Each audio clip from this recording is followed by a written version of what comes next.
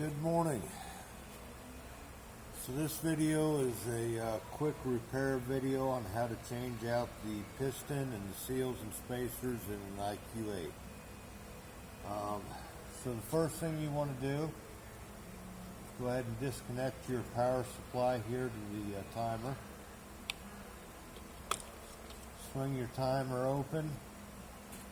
Go ahead and unplug the meter cable and pull your pin out from the timer. And the way you can take that whole timer assembly and just lay it over to the side here. So we've got our piston right in here. That's what we're going to be changing out today. So the first thing you want to do, on the side here, you've got your bell nut that holds the safety brine valve on. Let's go ahead and loosen that up.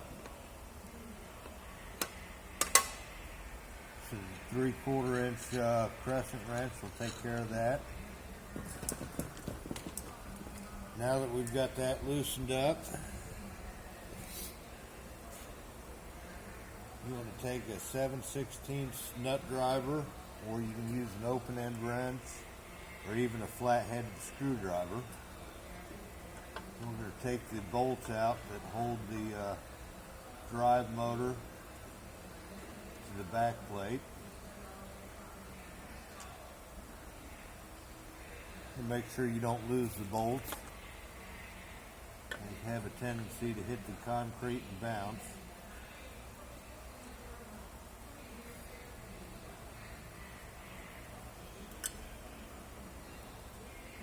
Now we have both bolts out from the that hold the piston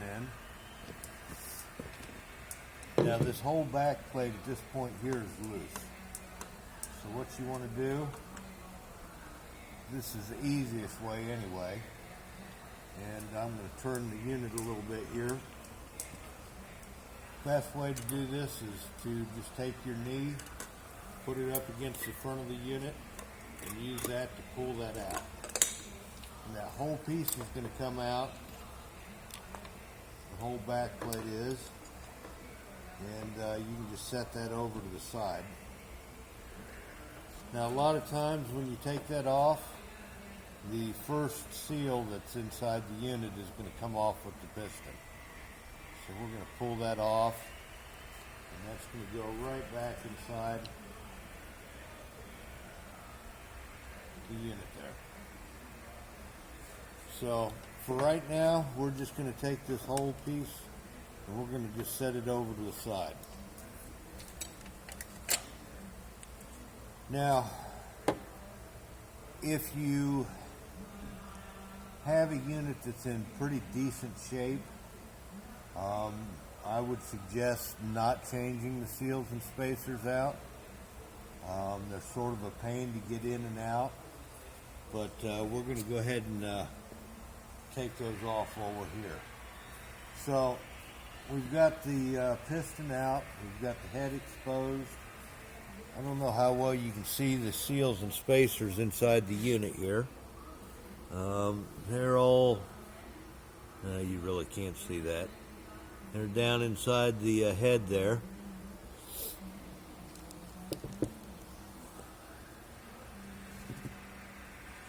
Now the easiest way to do this is to take the unit off from the plumbing itself. That way you can get to the back side of this. Otherwise you're going to have a heck of a time getting the seals and spacers out. I'm going to pull the meter off of here.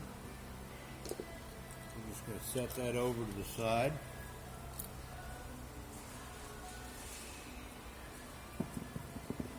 And from the back side of the unit,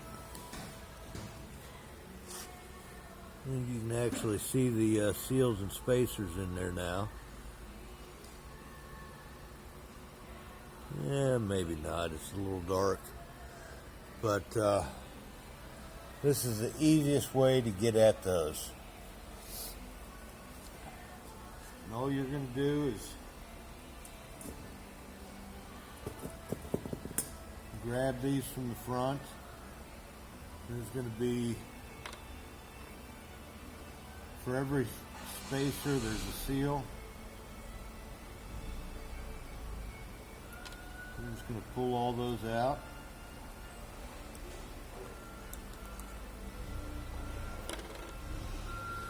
Now, not all of them are going to come out nice and easy like this, especially if you've got an older system that's been in for a while. A lot of times these are going to want to get stuck inside there. That's why it's nice to have it open from the back so you can get a finger in the back to help push those out.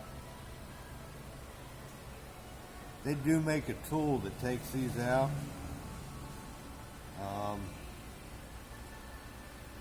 In my opinion, it's not really worth a whole lot. They're a pain to use, and most of the time they don't work. But there is a tool that you can buy through Puronics that helps take those out of there. Now we've reached a certain point in here where I'm going to have to take a screwdriver and run it through the back.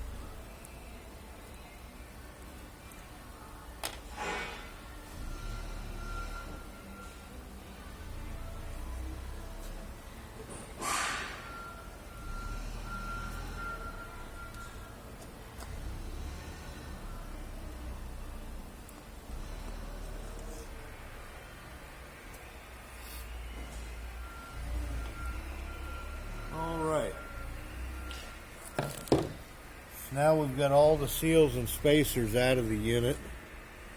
I know that it's kind of hard to see here, but the very last thing that you're going to have in the back side of the unit, there's a little white spacer piece that's in the very end. When you get down to it, just leave it in there. They're sort of a pain to get out, and it just serves as a final last spacer for the seal kit.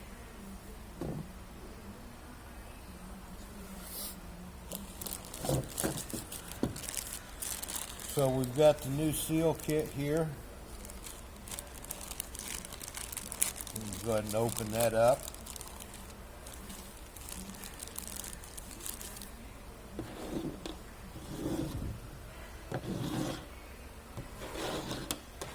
Move my old seals and spacers out of the way so I don't get them mixed up.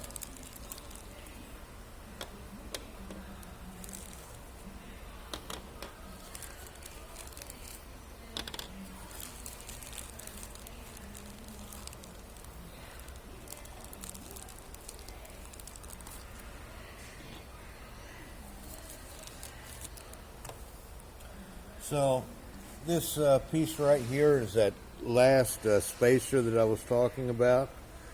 It's not slotted or anything. It's just a solid plastic ring. And since we left the old one in the back of the unit, we're just going to set this over to the side. So that's just going to be trash. Now, as you can see on the seals and spacers here, there's quite a few of them there. You have 6 rubber seals and 5 spacer kits. So the best way to do this, I'm going to sort of set this down and try and angle the camera down towards it. There we go.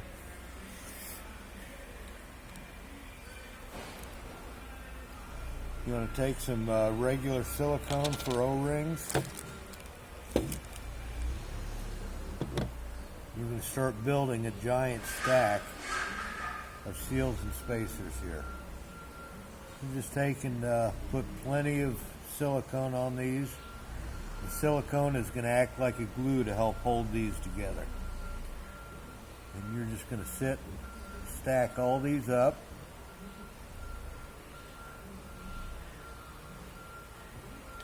There's a little groove that is built in on the rubber seals, and that's going to fit right down on the edge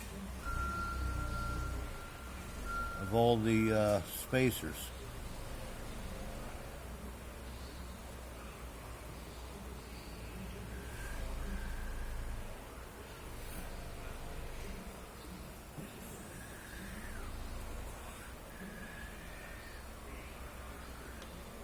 Remember to keep alternating seal spacer, seal spacer.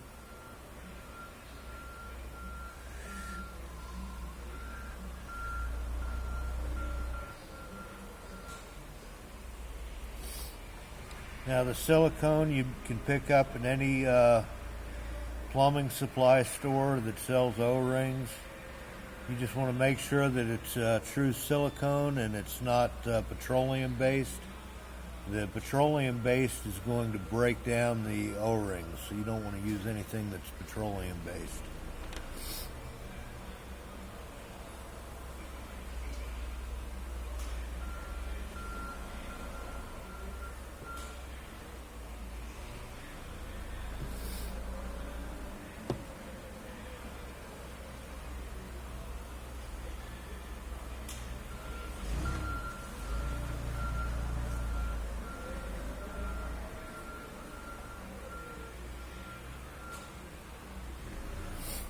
All right, so we've got our stack of seals and spacers all ready to go into the unit.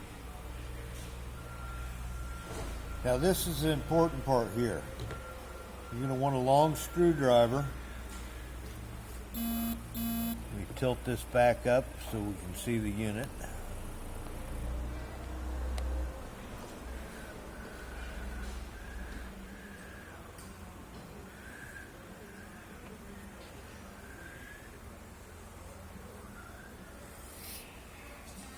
So you want to take the screwdriver and run it in the back of this until it sticks out in the front. The reason for that is that as you're putting the seals and spacers down in, they have a tendency to drop down inside the unit. Having the screwdriver in there like that keeps everything lined up and keeps it from falling down inside the unit. So now we've got a very sticky set of seals and spacers here. And we're going to attempt to just shove these back inside the unit. That's why I use lots of silicone on things to help hold everything together.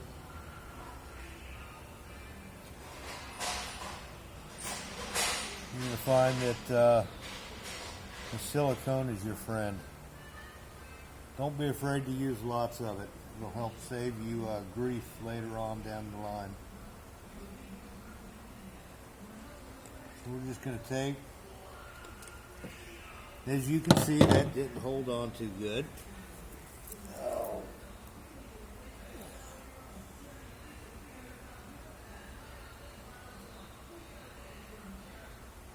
going to try that again.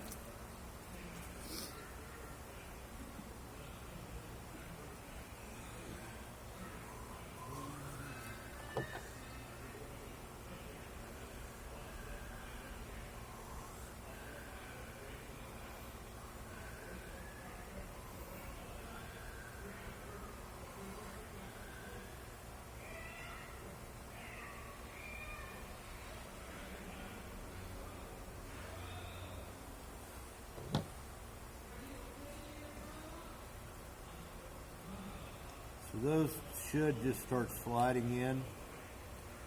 You're going to reach a certain point where they don't want to slide in really good. and that's when you just have to force them back in there.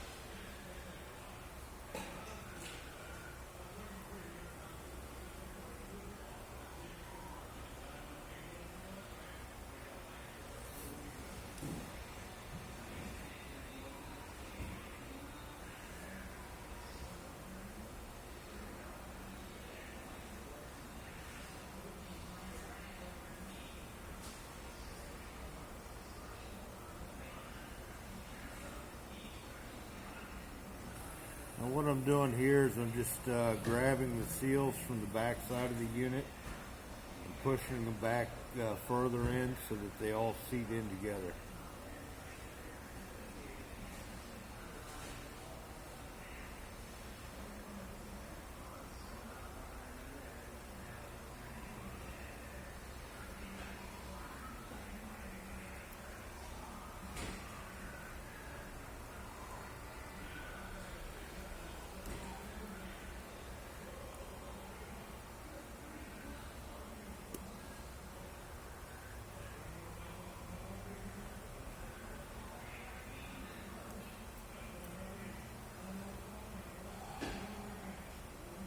I wish I could tell you there's a better way of doing this. There really isn't.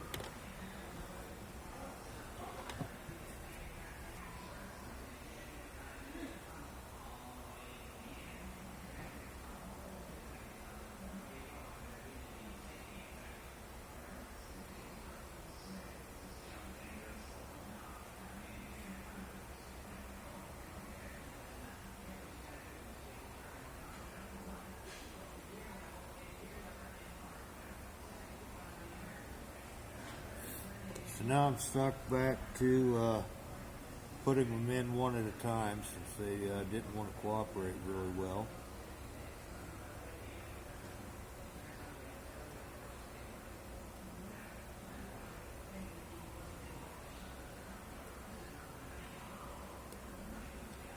Same thing applies though. Either keep your fingers in the back side of there so that you don't lose any up and down inside the head, or keep your screwdriver ran through the back side. Either way.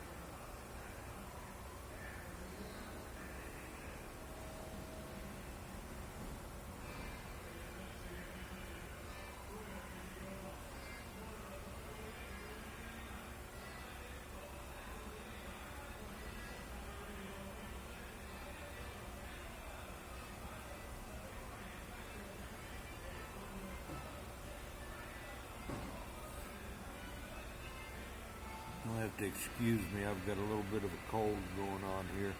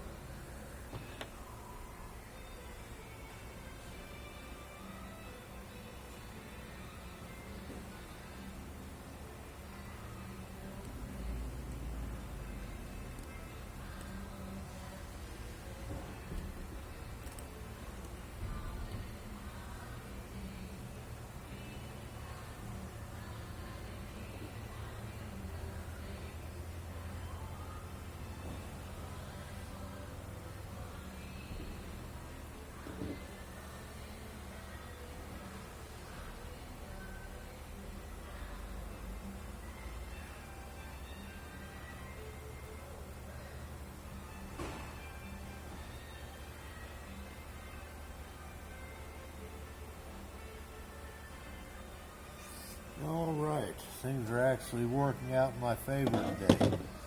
So the very last piece that you're going to have in here is going to be one last rubber seal before the piston goes in. So we've got all the seals and spacers back inside the unit. I don't know how well you can see that. Try and get that from a couple of different angles, but there you go. You can see them a little bit that way. But just remember, seal spacer, seal spacer. You want to make sure you don't miss any.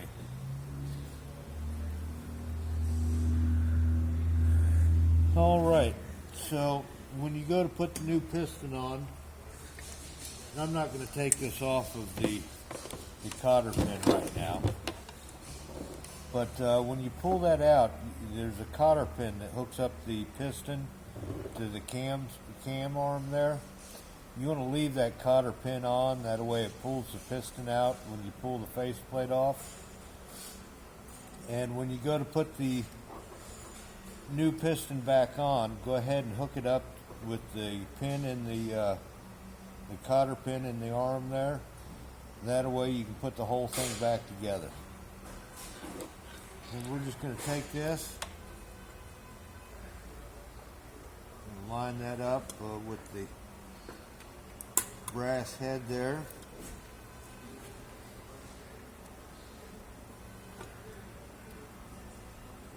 And that's going to push that all the way back in. Then we've got our bell nut here that we're going to use to secure this to the safety brine valve. The way it sort of holds everything together while we're putting it all back on.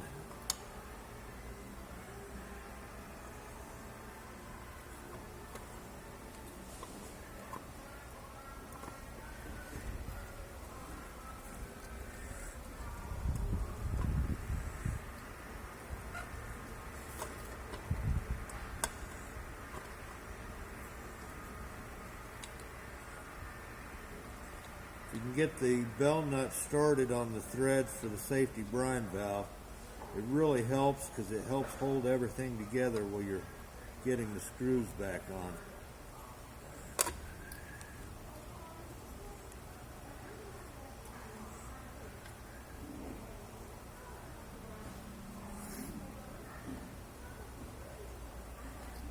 So there we go. We've got the bell nut tightened down. Now we just have to get the screws back in the faceplate here.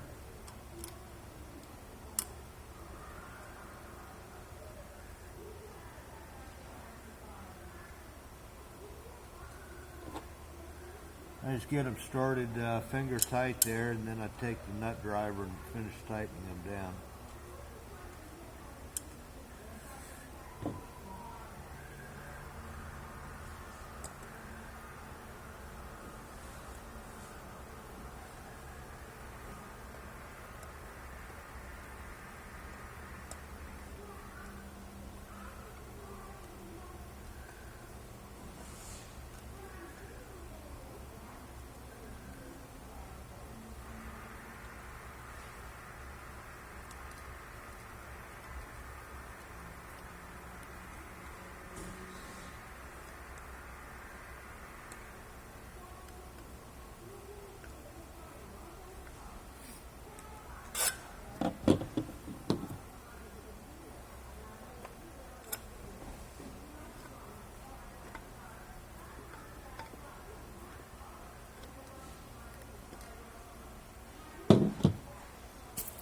All right, so we've got everything put back together there. Now we can go ahead and put our timer back on.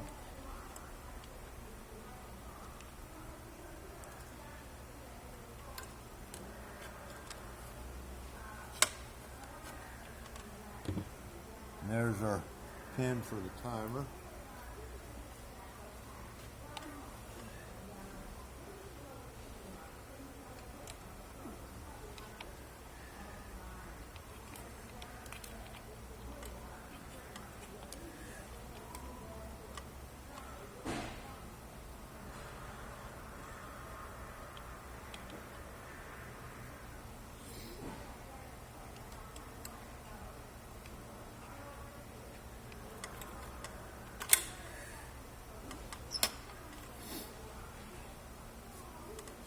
So we've got our timer put back on. We'll go ahead and plug our connections back in.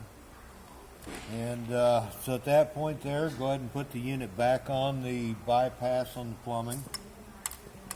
And now comes the fun part, is turning on the water to make sure that you've got everything put back together right. If you turn the water on and the unit sounds like it's running through a cleaning cycle and it's in service, then you've got one of the seals and spacers out of place. Which is why I would highly recommend, if you don't need to replace the seals and spacers, just leave them in there and replace the piston. That's going to take care of the leak that you have on the piston when it runs through its backwash. If you turn it on and you hear water running and it's running out to the drain, then it's time to take it all apart again and pull all the seals and spacers back out and put them back in again. There's not an easy way of doing this. I mean, the piston is super easy to change out. The seals and spacers are not quite as easy. And I would suggest not throwing any of the old seals and spacers away until you make sure that you don't lose any. It's real easy to drop one of the seals down inside the unit. There's little slots that run all down through the head. and it's super easy to lose control of one of the seals, and it'll drop right down inside the softener. So if that happens, just take one of the nicer looking seals from the old set and put that in. But that is it for changing out the seals and spacers. Like I said, I would highly recommend just replacing the piston if you can get away with it. And the way to really gauge whether you need to replace the seals and spacers, if the unit can draw salt in the brine draw, if it's actually drawing the salt in and you don't have any water running out to the drain when it's in service, then I wouldn't replace the seals.